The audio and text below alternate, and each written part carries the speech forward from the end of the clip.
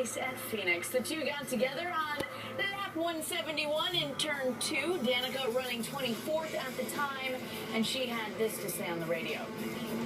That Phantom 51 was driving like a complete out there. I am not at all surprised he wrecked.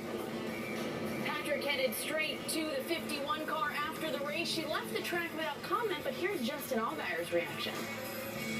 She was just upset because she got involved in the crash that we had, and you know, she said she's been through this and that she felt like I needed to settle down at that point, and I explained my position on why everything happened, and I mean, I think she understood where I was coming from. It doesn't fix either one of our race cars, doesn't fix either one of our days, and you know, we'll move on and go from here.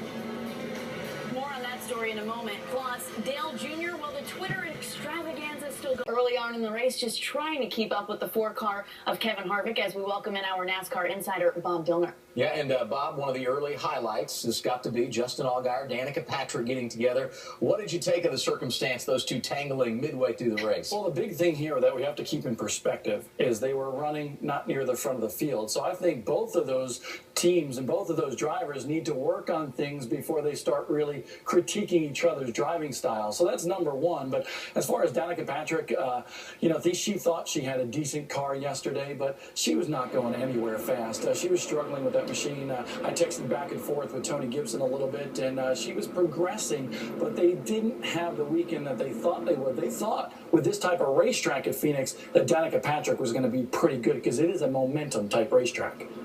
Finishing 5 laps down, Danica Patrick, a victim of circumstance? I don't know if she was a victim of circumstance, actually. And, you know, if you look at that incident, I spoke to Justin Allgaier on the phone just before we went on the air. During rehearsal. During rehearsal, exactly. And basically he said, honestly, I don't know how Danica got in the wreck. And basically what he spoke to me about is, you know, he was coming up through the field, 43rd to 24th at that point of the race. And he went to go to the bottom line and it checked up, so he moved to the top line a little bit, and then all heck broke loose. And it's, you know, very difficult. I said, well, what do you think about what she called you? And he said, listen, you know, I've been called worse things. I've called people worse things, so it's no big deal.